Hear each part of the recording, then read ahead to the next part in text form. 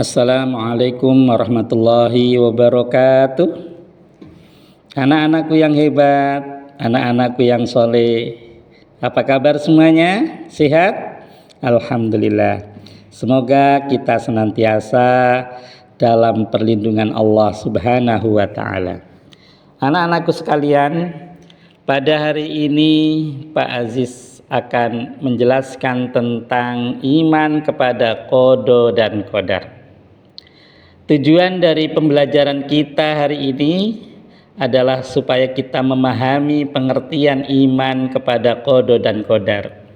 Memahami bagaimana cara beriman kepada qada dan qadar dan memahami hikmah beriman kepada qada dan qadar. Anak-anakku sekalian, sebelum kita masuk ke materi, Pak Aziz mau bertanya, siapa di antara kalian yang sudah tahu makna iman kepada qada dan qadar? Ada yang tahu?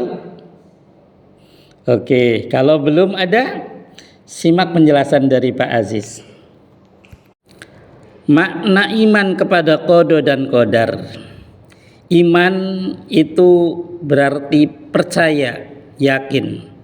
Qada dan qadar adalah ketentuan dan ketetapan Allah.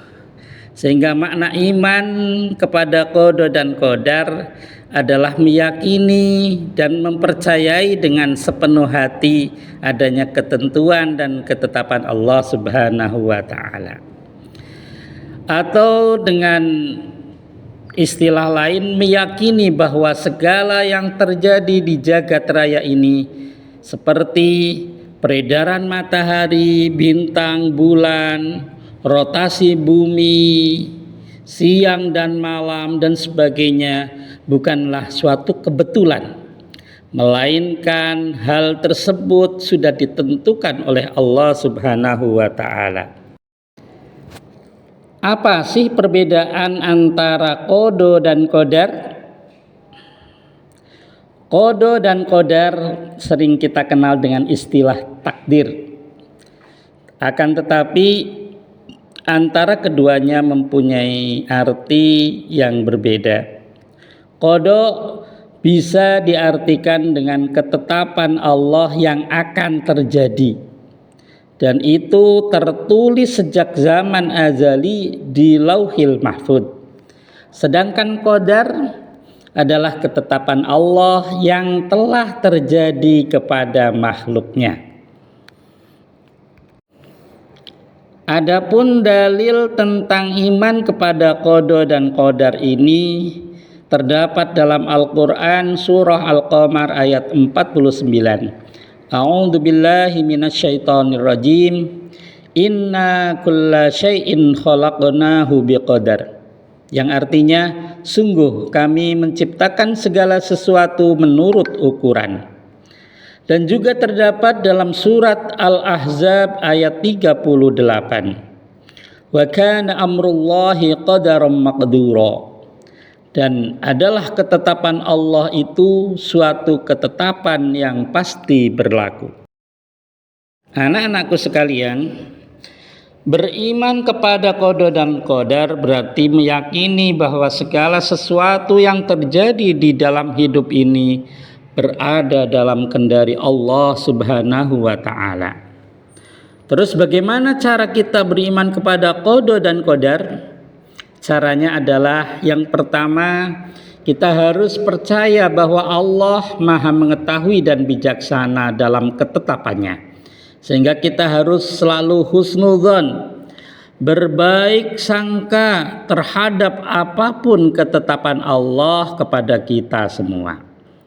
Yang kedua, kita harus selalu berusaha yang terbaik dan berdoa serta menyerahkan hasilnya kepada Allah Subhanahu wa Ta'ala.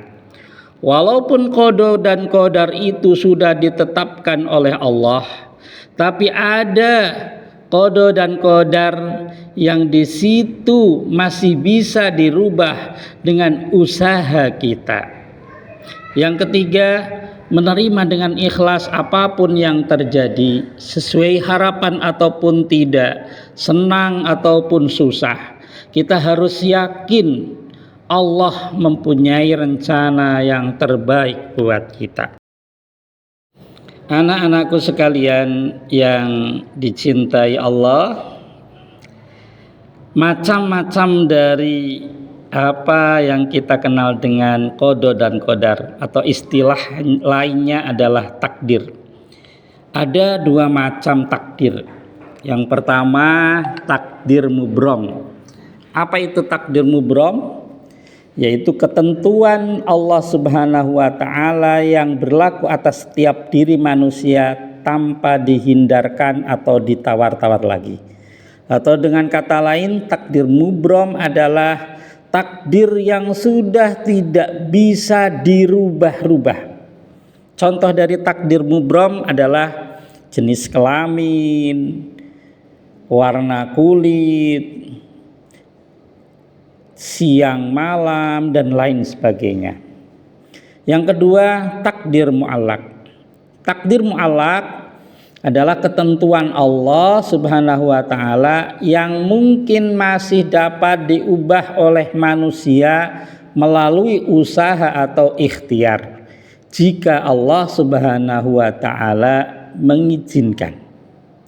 Contoh dari takdir mu'allaq adalah seseorang yang awalnya gagal dalam usaha, kemudian dia tetap bersabar dan terus bersungguh-sungguh dalam menjalani usahanya, yang akhirnya oleh Allah dia diberi kesuksesan. Hikmah atau fungsi beriman kepada qada dan qadar. Di antara hikmah beriman kepada qada dan qadar adalah yang pertama, meningkatkan keimanan dan ketakwaan kepada Allah Subhanahu wa Ta'ala. Dengan meyakini bahwa segala sesuatu terjadi atas kehendak Allah, kita akan semakin yakin akan kekuasaan dan kebesarannya. Ini akan membuat kita semakin takut kepada Allah dan berusaha menjalankan perintahnya serta menjauhi larangannya. Yang kedua, membuat hati lebih tenang dan damai. Ketika kita menerima segala sesuatu yang terjadi sebagai qada dan qadar Allah, kita tidak akan mudah mengeluh dan berputus asa. Yang ketiga, menghindari sifat sombong dan putus asa. Dengan menyadari bahwa segala sesuatu yang kita miliki adalah pemberian Allah, kita tidak akan merasa sombong atau tinggi hati. Selanjutnya, menumbuhkan rasa syukur. Ketika kita mendapatkan nikmat atau keberhasilan, kita akan lebih mudah bersyukur kepada Allah. Kita menyadari bahwa semua itu adalah karunia darinya dan bukan karena usaha kita semata.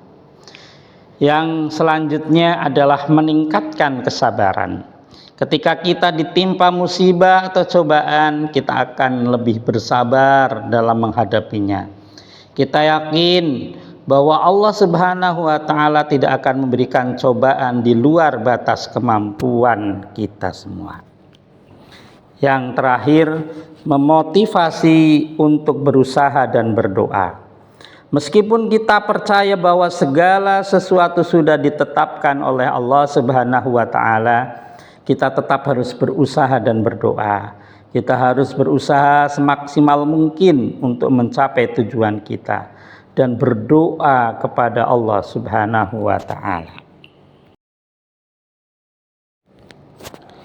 Anak-anakku sekalian, contoh perilaku atau sikap beriman kepada qada dan qadar, di antaranya yang pertama, melatih diri untuk pandai mensyukuri nikmat Allah. Yang kedua, mendidik diri untuk selalu ikhlas menerima kenyataan hidup dengan hati yang sabar dan tabah. Yang ketiga, tenang dalam menjalani kehidupan ini dan tidak mudah terpengaruh lingkungan. Yang keempat, berusaha untuk dapat mengendalikan diri dan tidak bersikap sombong. Yang kelima, melatih diri untuk sabar dan tabah. Yang keenam, senantiasa berprasangka baik kepada Allah ketika mengalami kesulitan hidup. Yang ketujuh, selalu meyakini bahwa semua yang dialami manusia adalah ujian dari Allah.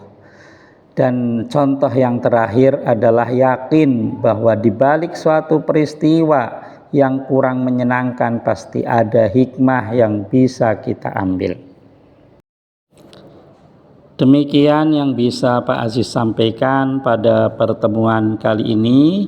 Semoga kalian semua bisa memahaminya dan bisa mendorong dan meningkatkan keimanan kita kepada Allah, yakni kepada qada dan qadar Allah.